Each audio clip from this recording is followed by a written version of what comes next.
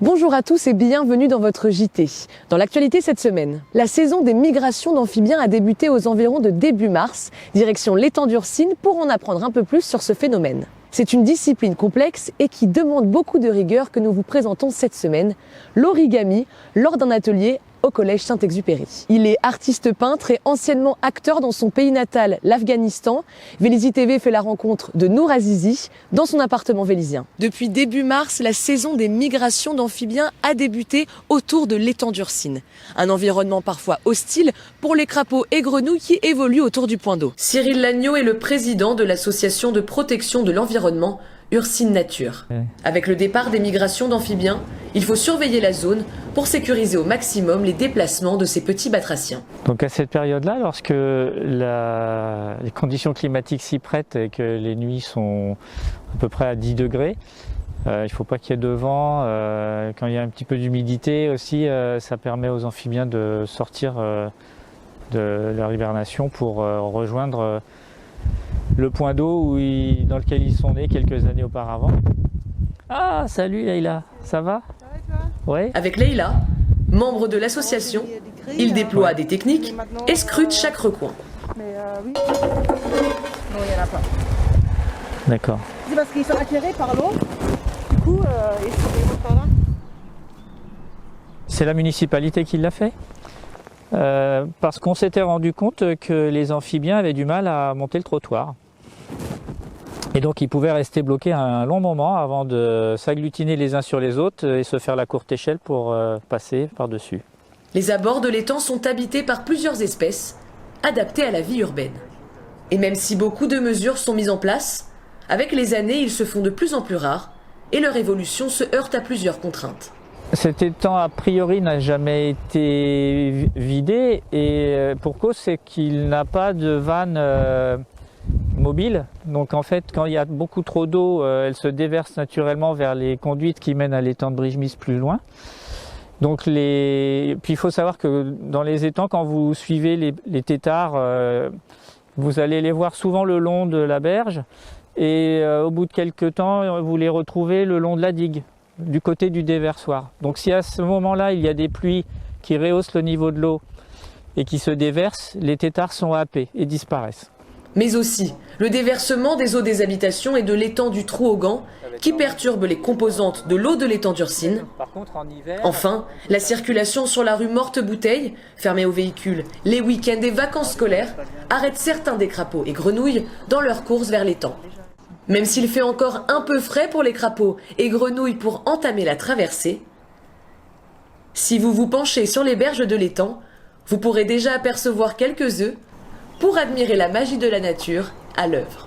L'origami ou l'art du pliage de papier est une discipline très importante dans l'éducation des jeunes japonais. Elle apporte rigueur, patience et dextérité, autant de qualités qu'essayent de s'approprier les jeunes du collège Saint-Exupéry. J'ai prévu, parce que ça va être un petit peu long, un pliage un peu compliqué, mais qui est tout à fait faisable.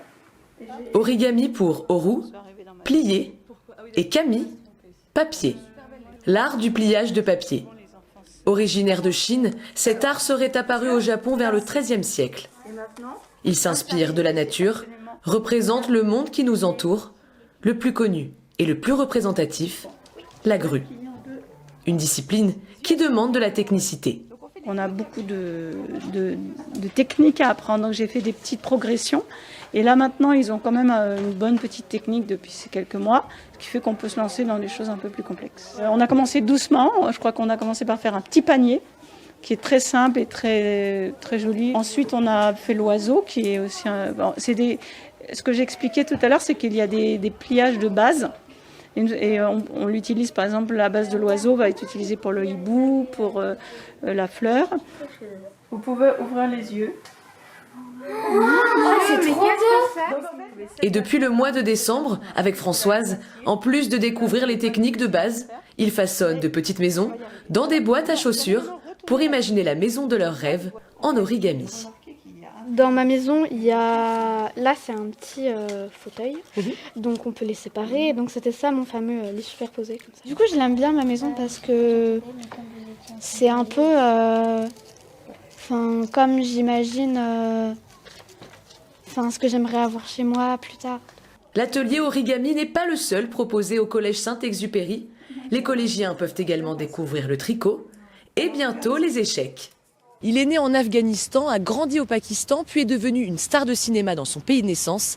Cette semaine, faites la rencontre de Nour Azizi, un jeune papa vélisien réfugié politique en France. S'il coule aujourd'hui des jours heureux dans son appartement avec sa petite Sophia, il revient sur son histoire en Afghanistan, sur sa fuite vers la France et sur sa reconversion à la peinture.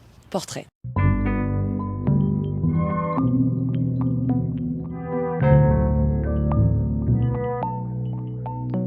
Je m'appelle Nour, je suis afghan.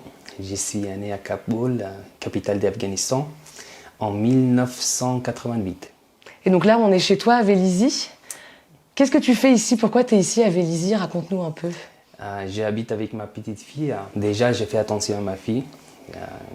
C'est une grande responsabilité pour moi. Et à côté, je peintre, j'écris. Tu me disais qu'ici, dans ton appartement à Vélizy, tu créais, tu peignais, t'écrivais. Est-ce que tu peux un peu nous parler de ce que tu fais en peinture, de l'art que tu fais? Je ne suis pas concentré sur quelque chose de particulier. Je fais des choses que je pensais, que je vois. J'ai essayé de créer tout ça sur tableau. Malheureusement, en Afghanistan, on n'a pas de possibilités. En arrivant en France, j'ai habité à Cité internationale des artistes. J'ai fait une exposition là-bas aussi.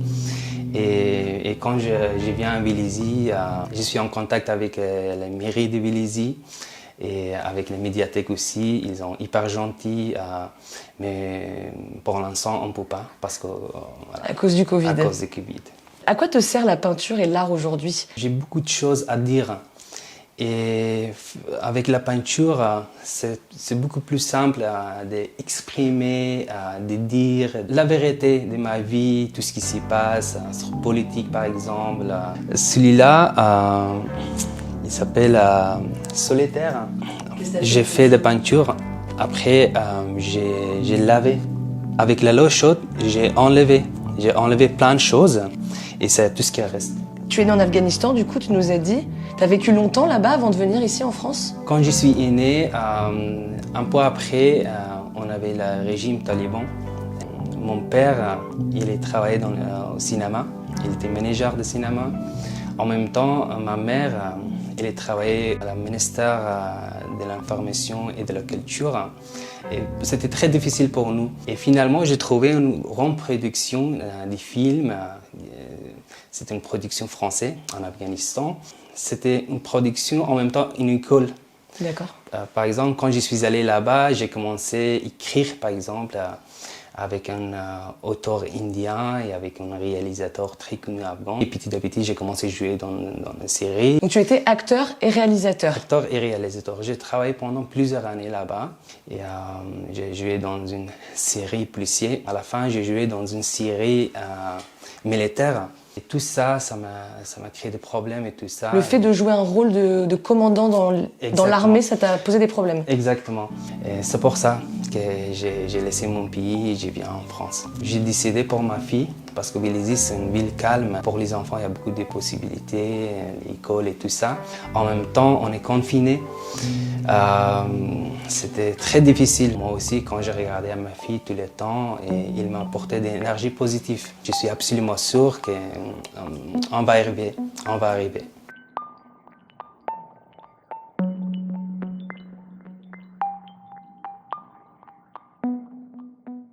Votre JT est maintenant terminé. Merci beaucoup de nous avoir suivis et je vous dis à la semaine prochaine pour de nouvelles actualités.